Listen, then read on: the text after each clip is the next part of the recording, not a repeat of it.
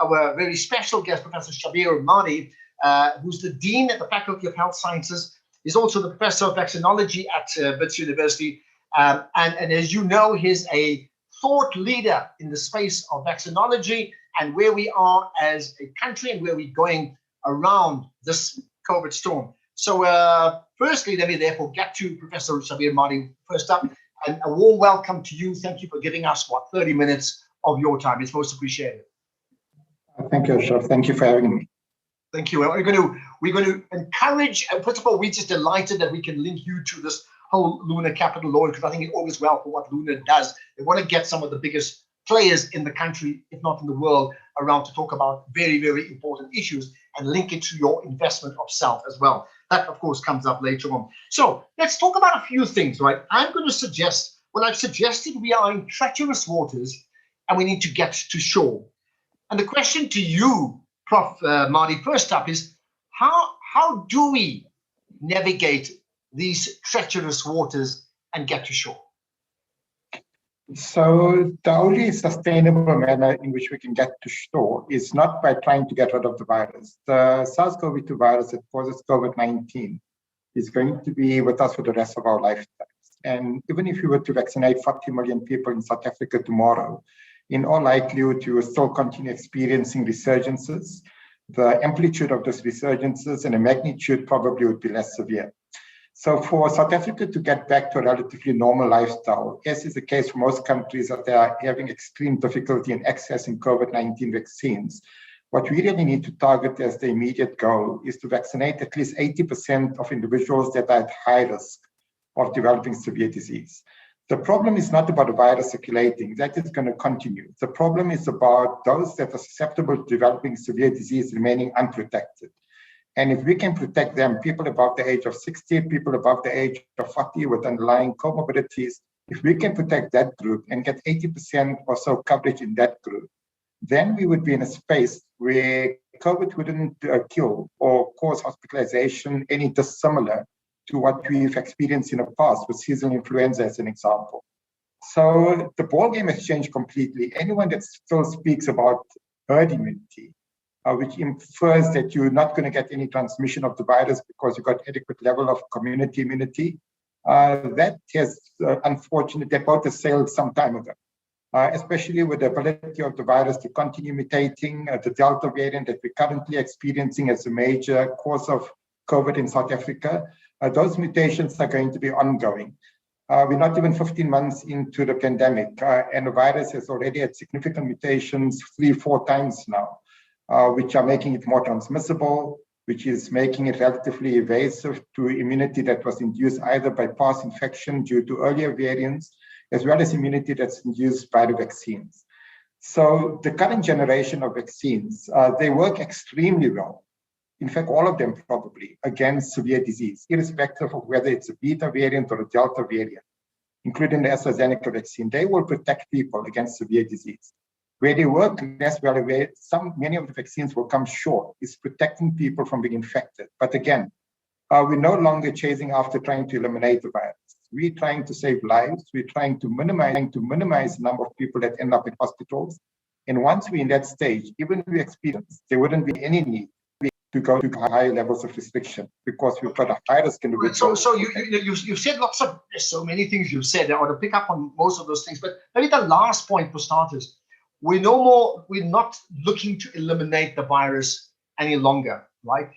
Who made that decision or that finding to say it's not about eliminating any longer? It's going to stay with us, as you said in your opening line, for the rest of our lives. Right, so there's very few viruses that we've ever eliminated, and even fewer that we've ever eradicated, which means that those viruses no longer exist. In humans, the only virus that's ever been eradicated is smallpox. When it comes to respiratory pathogens such as SARS-CoV-2, we've never ever eliminated the respiratory pathogen.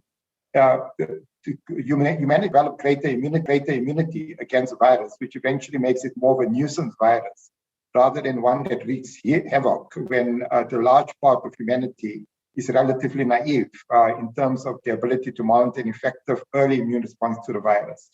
So at an early stage, when China was successful in containing the spread of the virus, and South Korea at an early stage, when they were successful in containing the spread of the virus, there was probably a window of opportunity, however slim, that we could actually eventually contain the spread of the virus and eliminate the virus. But as soon as the virus started to disseminate globally, and once we saw a surge of cases, by that time, and as soon as we realized, in fact, that this is more of an airborne virus that's transmitted through an airborne route, rather than because of direct contact between individuals or contact with contaminated surfaces, unfortunately, that brought the end to the notion that we would ever get to any sort of herd immunity where we would be able to eliminate the virus. And okay, because now herd immunity is something that I've heard you, I've chatted to you, you've spoken to many other people on mainstream media about that, and you were a supporter of that. I think you said like 60%, or that was the norm. Now you're talking about 80%, a type of immunity in terms of the vaccine. Now, why did that change? Yeah, so there's two reasons. So when we talk of herd immunity, we're really talking of adequate immunity at a population level, which simply doesn't allow the virus to transmit from one person to another. At an early stage, when we thought this is scientific concept known as reproductive rate, on average number of people, one person that's infected will infect in a naive population. And at an early stage, we thought that the reproductive rate for SARS-CoV-2 was about 2.5. And using a calculation that would result in needing to get at least 70% of people immune from being infected with the virus, and you would get to some level of herd immunity. There's two major issues that happened. The first issue, and both of those relate to mutations of the virus. So the first issue was that the virus mutated and it was capable of evading immune responses that were induced by past infection, as well as immune responses that are induced by the first generation of COVID-19 vaccines. But compounding that, what ended up happening is the virus became more transmissible. So this R0, the reproductive rate, was no longer 2.5, but a Delta variant right now, that R0 probably is 4. So now you've got two big problems. You've got vaccines that are not 100% efficacious in preventing mild infection, and you've got a virus that's more transmissible, more infectious. So automatically what happens is that 70% that we spoke about 12 months ago now is shifted, not to 70%, but closer to 85%. And in fact, we're not going to, that doesn't mean if you get 85% of the population vaccinated, you're going to get there either. You're probably going to need to vaccinate 90% of the population to get to that 85%, but the vaccines that you use, it becomes another confounder in that you need to use vaccines that not only protect against severe disease, and all of the vaccines we've got, they work extremely well in protecting against severe disease, even due to the Beta and the Delta variant, but they work extremely less well when it comes to protecting against infection. And that's the reason why people that are getting vaccinated, unfortunately, they're not completely out of the risk of developing COVID, of having a mild illness, but they have much greater diminished risk of ending up in hospital or dying of COVID. So the mutations that occurred in the virus and our inability to scale up vaccination enough, those sort of issues, unfortunately, pretty much dismiss any hope of ever getting to herd immunity. So naturally, and I wish if you were a psychologist or dealing with emotional issues, I would ask you your advice as well. But I think people watching us, there's a high degree of depression, understandably tremendous anxiety as to what happens next. So this is not so much a scientific question, but a human to human level question, right? You have an audience here today. What can you tell us besides what you've already told us already? When we display the levels of anxiety, and I made the point today on Twitter to say I think at least 100 people I know have died in the last year, and definitely 15 in the last 3 weeks, right? So what do you tell that sort of person? Do you reassure them? Do you like literally say, well, you can't swim, but you have to swim in 6 feet water? I mean, what do you tell them? Yeah, I don't think South Africa is in a good space, partly due to our own doing, partly because of external factors. Yes, we do talk about vaccine nationalism and vaccine apartheid, but at the same time, there's many other upper middle income countries that have been very successful in ensuring that they get large quantities of vaccine at an early stage. And it might not have been waiting for the ideal vaccine, but to get what you could get at an early stage. What do I tell those people? Unfortunately, government has failed. It's failed South Africans when it comes to ensuring that we could get the high-risk individuals vaccinated as quickly as possible. Had we had the high-risk individuals vaccinated, we would still be experiencing a resurgence. The only difference is that you wouldn't have experienced 15 deaths in your extended family over the past 3 weeks. Yes, we would have had people developing COVID-19, but we would have had much fewer people, a fraction of people, ending up in hospital and dying if we had at about 80% coverage of the high-risk individuals. And that was only going to be achievable if we had started vaccinating not in June, but in January. So right now what we experience is a consequence of partly of our own actions on the part of government's inability to deliver vaccines timelessly. And whatever excuse they come up with, there was a series of miscalculations, which has now come back to haunt us. Okay, so, I want to pick up on that. So maybe just for this purpose, if we can divide, two parts of government leadership. Government from February or March last year up to December, and then from January onwards, when that initial vaccine should have landed on our shores, AstraZeneca, right? How do you differentiate between the two types of leadership from government? Where did we go wrong? No, I think what happened until December is pretty much a rollover of what subsequently happened in January. So government made a few decisions in terms of who it chose to be its advisors. And those advisors had a particular perspective as to how they plan to choose which vaccine is best, thinking that they should wait and see how vaccines work elsewhere before South Africa commits to purchasing a specific vaccine, without realizing that that sort of decision-making comes at a cost. And the cost that it comes at is a loss of life, which is what we're experiencing currently. So I don't think much has changed in government between last year and this year when it comes to its ability to deliver on a strategy to ensure that we get people vaccinated as quickly as possible. The reason why we're getting millions of doses of vaccine in the past 2-3 weeks is not because of some miracle, but largely because what's happening globally now is that high-income countries have been able to vaccinate more than 50% of the population, including close on to 70% of the adult population.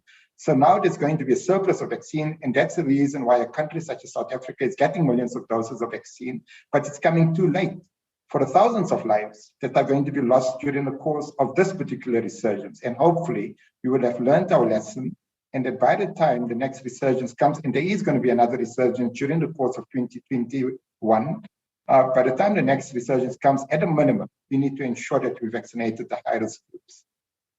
Let's talk about that vaccine that I think in many ways you were also closely related to, AstraZeneca. What happened and then what changed? And with hindsight, what can you tell us? Yeah, so what happened is that we conducted a study in South Africa. We obviously didn't plan to conduct a study to evaluate how well the vaccine would work against the beta variant, which evolved in South Africa, because when we started the study, the beta variant wasn't existing. We did a study at a relatively early stage of development, so we were cautious in terms of who was included in the study. And the population group that were enrolled weren't at risk of developing severe disease.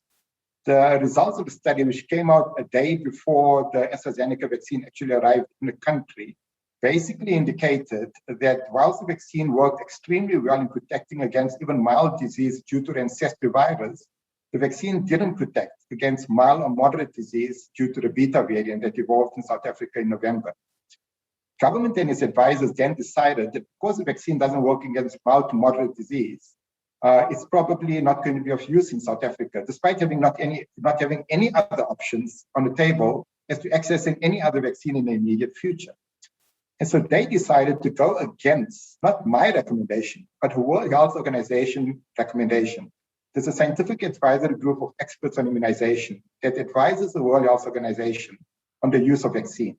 As soon as the South African data came out, the World Health Organization made a recommendation that even in countries where the beta variant was circulating, those countries should continue using the AstraZeneca vaccine, because that is considered to be the workhorse of vaccines because of the huge supply of vaccines and the cost of the vaccines that's going to be available. Government and its advisors in their wisdom decided to go against the World Health Organization recommendation, and instead of giving a fighting opportunity to people that would have been willing to receive the vaccine and to be protected against severe disease, even due to the beta variant, they decided to pretty much get rid of the vaccine. Now, what did we learn? Let me understand this. I mean, just so that people understand it, that report that came at the 11th hour, right? I get that.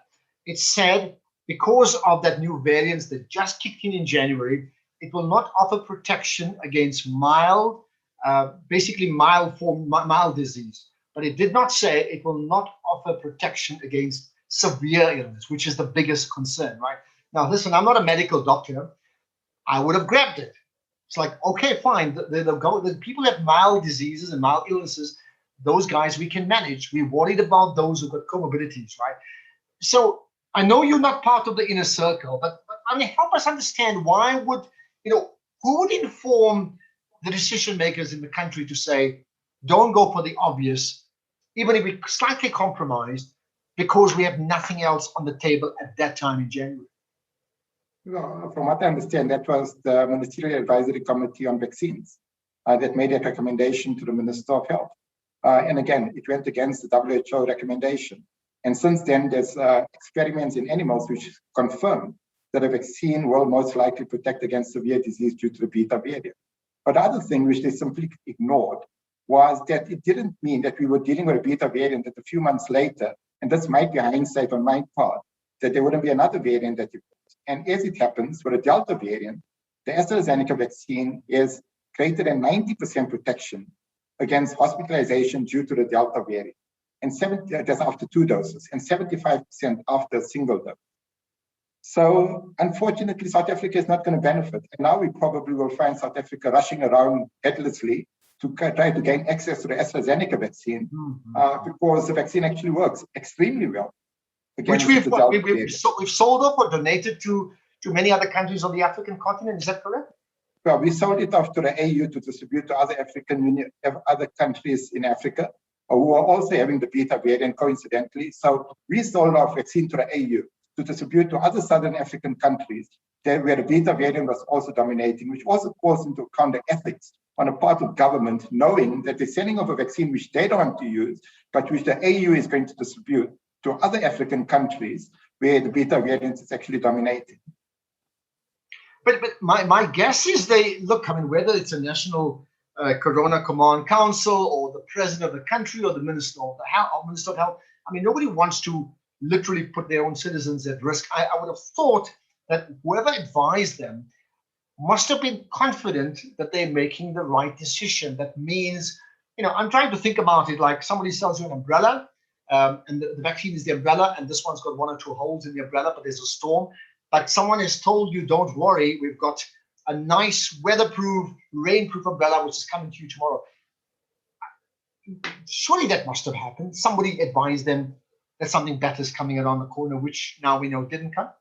Well, the chairperson of the Ministerial Advisory Committee was on record that it was good for South Africa to hold back before engaging in bilaterals, so they could see how the COVID vaccines work elsewhere before making the decision as to which vaccine is best suited for South Africa. That sort of logic simply defies any sort of rationality because it's basically saying continue dying, continue getting COVID-19, and eventually when we find a vaccine that's suited for South Africa, that's when we will start using the vaccine, dismissing the reality that people are dying in the meantime. So from what I understand, it was a decision on the part of the Ministerial Advisory Committee and the people on that committee that made the recommendation to government. What we were saying right at the outset, late in January, is that rather than throwing out there was not any risk. So I think there's 2 important components. Firstly, whether any risk was imposed to people that were going to be vaccinated, that would have volunteered to take the vaccine. And the answer to that, there was no risk. Was there anything to lose? The answer, there was nothing to lose, other than the vaccine would not work. Was there anything to gain? Certainly. You'd gain saving lives and preventing people from being hospitalized. So any sort of rational thinking around this would have told you, you've got something available, you don't have any other options. What do? You don't throw it away. You actually make use of it and take your chances. So here's the question. I mean, you as Professor Shabir Madhi, both in your position at WITS and with the South African Medical Research Council, and I mean, at times you've advised the WHO as well, I know that. Why wouldn't Professor Shabir Madhi, nice for you to slip there, why would not Professor Shabir Madhi be part of that National Corona Council Advisory Committee? Why were you not on it? I think you need to ask the Minister of Health and whoever else selected the members and decided to actually remove people that were outspoken as part of the initial Ministerial Advisory Committee. And that includes people like Prof Gray, the head of the Medical Research Council, Prof Francois Fenter. There were a few people highly respected internationally that government thought were not actually adequate to advise it. In my own capacity, I'm actually a member of the Scientific Advisory Group of Experts on Immunization at the WHO. So I'm a member of that SAGE group, one of 14 members from around the world. But government somehow thought that I would be less useful in South Africa, and there were more other people that were better equipped to make those sort of decisions. So to confirm, you were never invited? No, I was part of the initial group, the initial Ministerial Advisory Committee, and then I think towards the end of the first wave, when government decided that they were going to bring a WHO search team in to rather advise it, they disbanded the initial Ministerial Advisory Committee, reconstituted it, and basically removed people that were simply being critical about some of the recommendations and some of the regulations that were coming out from the National Command Council. Okay. Would you think that you were dropped? There's no question about your credibility and many of the other people you mentioned. Would you say that, to confirm, that you were dropped because you were pretty outspoken and you were speaking against the grain at that time? I don't think I was going against the grain. I think there's what you hear in the media, which is official narrative, and I think that's what's happening in the scientific community. And certainly in the group that I collaborate with in the scientific community in South Africa, we were very on a different sort of stream, a mindset in terms of what was happening in the country, and what government was all about and how it was failing in its response at many a time. That's not to say that everything they did was wrong, but certainly there were big gaps. So if that was the reason why we were excluded, and it's not just about me, it's about many other people that were excluded, I think it's up to the public to make the decision. I think Peter Bruce, in fact, has written a commentary on it today. Okay, well, certainly we're going to check it out. And you say that with a smile. Would you, if you were asked now, and you made the point South Africa is in big trouble, if you were asked now, send an SOS, come and help us, Professor Shabir Madhi, would you now go back on and help so that people like myself and all the citizens, people watching would benefit? Absolutely. It's not about an individual.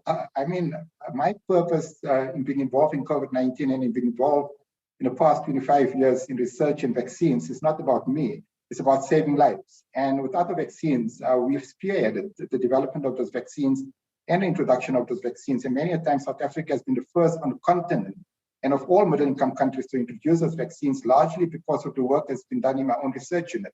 And that has saved thousands of lives, without exaggerating, in South Africa of children under the age of 5.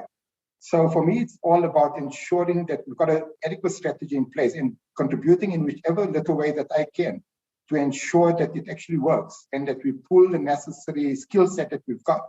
And we've got a tremendous skill set in South Africa, which simply has not been leveraged or has been sidelined for whatever purpose. Well, I'll tell you what, you may just get a call very soon. I don't know. You may just have to, right? Let's move on.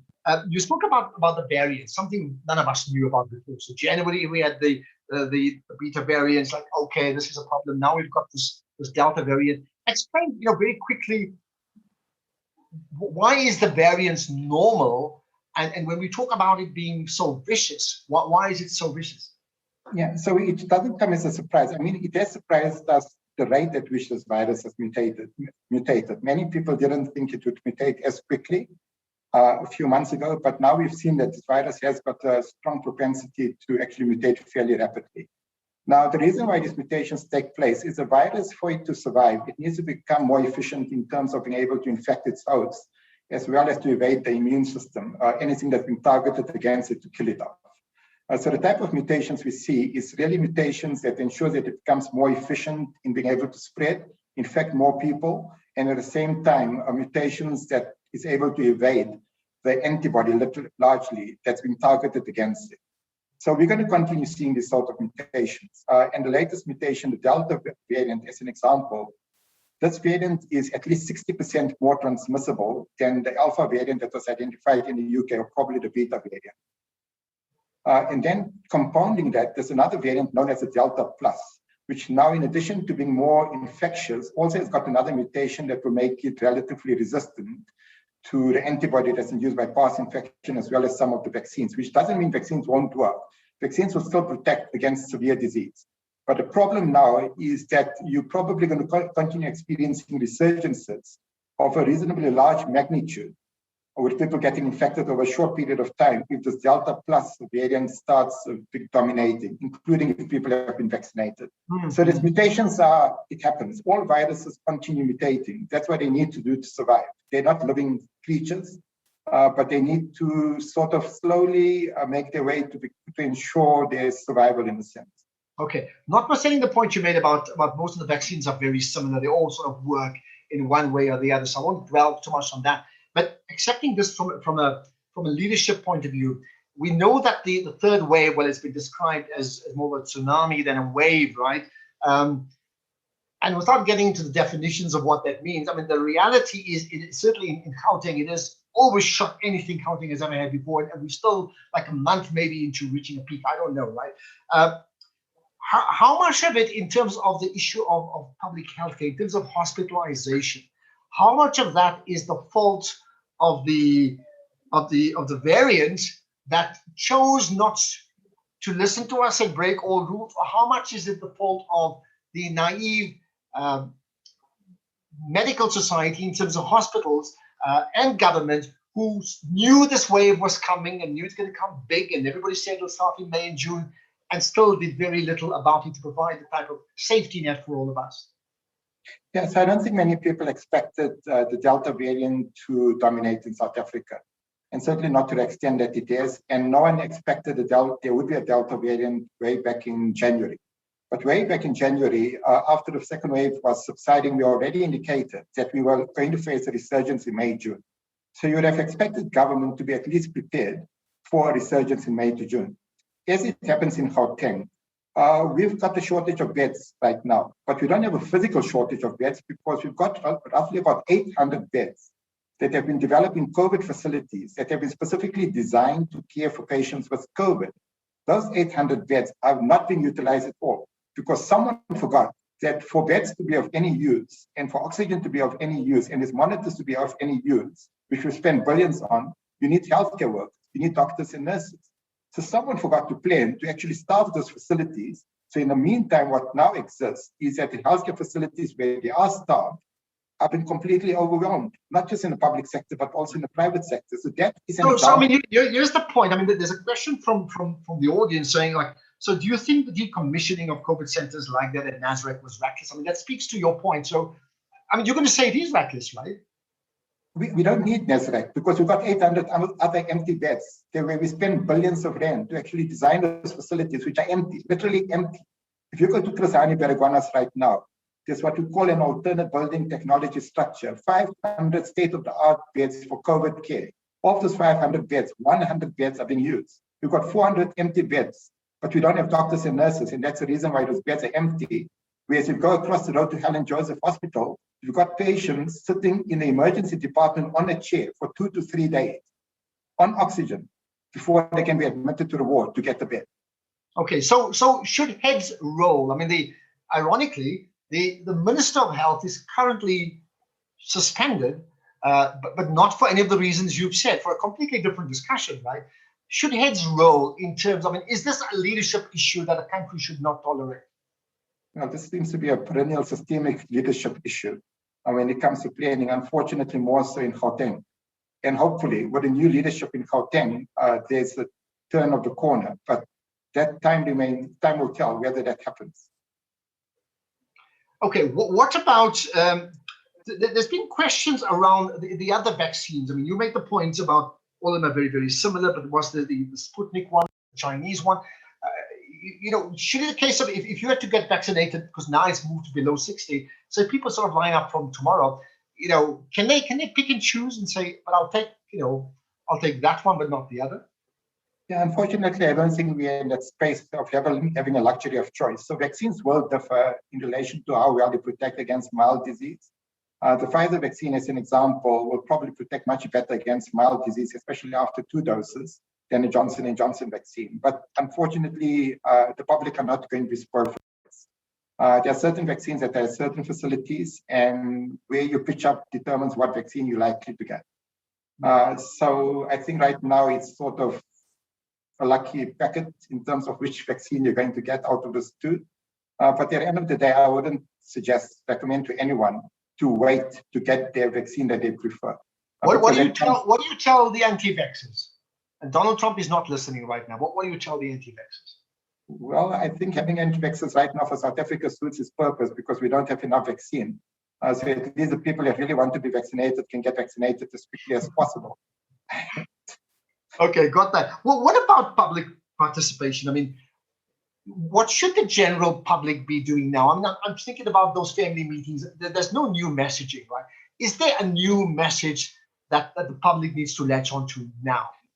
The most important intervention that would assist us in slowing the rate of transmission of the virus is not to ban alcohol and not to do all of the other COVID theater around it. There's two interventions that really would be most impactful and would be able to slow the rate of the transmission. Other than vaccine. Vaccines are the most important. But the two interventions is basically ensuring there's no mass gatherings, especially in indoor spaces, be it religious gatherings or any other gathering. And when people are indoors in public spaces, they need to wear face masks.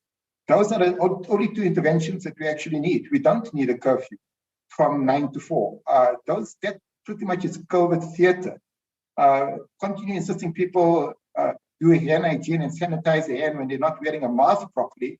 It's meaningless. It doesn't assist at all. So what we need to understand is if you want to limit the chances of developing COVID, being infected with the virus, avoid indoor gatherings, especially in poorly ventilated spaces. And if you are indoors with others, wear a face mask.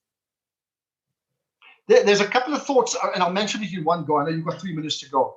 COVID nationalism, COVID apartheid, COVID of sort of, maybe let me rephrase, vaccine nationalism, vaccine apartheid, vaccine for profit. What's your take on all those things, which somehow appears very interlinked, where the most impoverished countries in the world are at a serious disadvantage, even now in a point where the WHO DG has made the point, none of us are safe until we all are safe. Yeah, I mean, all of those things do exist, but at the same time, at the local level, there's also failure of strategy in terms of ensuring we get vaccines. So the shortage of supply of vaccines in South Africa is not just about vaccine nationalism. Vaccine nationalism plays a big component of it, but planning also plays an important component. But what really surprises me is that the global community has woken up to the reality that this is not something that's new. When it comes to life-saving childhood vaccines, it's taken anything between 10 to 20 years between when vaccines become available to children in high-income countries, very few of whom die from those diseases, to when those vaccines become available in low and middle-income countries, 10 to 20 years. So to me, it's mind-boggling that people have all of a sudden woken up to what has been an inequity in access to life-saving interventions, especially for children, for decades now. So we could have expected this, we could have predicted it. All right, so notwithstanding all the things we've said before, we've got a minute to go, I know that. So we're sitting with a certain reality now. We're still in a storm, so forget who caused the storm. What should government, what should that National Command Council, what should the public be doing right now as we are in the midst of the storm? Yeah, the public needs to avoid mass gatherings. They need to wear a face mask when in public spaces. It's as simple as that. That's what the public need to do, and they need to be responsible about it. Government, unfortunately, we're going into an era where vaccines are going to become much more readily available because the majority of high-income countries have vaccinated more than 70% of the population. That's the reason we're getting millions of doses arrive in the country. Government needs to make sure that the logistics are sorted out and there's minimal obstacles in ensuring that people are able to access vaccines as quickly as possible at their convenience, and not the convenience of some electronic system that gives you a notice a few hours before you're expected to arrive at a particular center. So we need to revisit our strategy of ensuring that we get vaccines into the arms of people as quickly as possible, rather than those vaccines lying in a depot. Okay, and the last thing, the fact that we have an acting Minister of Health feeding into the Command Council and executing decisions, how much of a deficit is that if that continues? I'm thinking about, goodness, I don't want to use the word Titanic, when you have a captain who's an acting captain on the Titanic, yeah? Yeah, I mean, it couldn't have come at the worst time that we had a change in the Minister of Health. I don't think the Minister of Health works as an individual. She obviously gets advice from her advisors in terms of the position that she takes to the NCCC. And I hope that advice is one that will actually assist her in what is going to be a very challenging period for her. Okay, and that's where we're going to leave it, Professor Shabir Madhi. Appreciate your time. Thank you so much. And there you are. Of all the things said, I mean, the one part around lockdowns and the curfew, that's a bit of theatre. I get that. But the other one is you're available if a call comes to you. We'll see what happens. Appreciate your time and your important insights for all of us here in our country. Professor Shabir Madhi, Dean of the Faculty of Health Sciences and the Professor of Vaccinology at University. Thumbs up to you. Thank you so much for your time.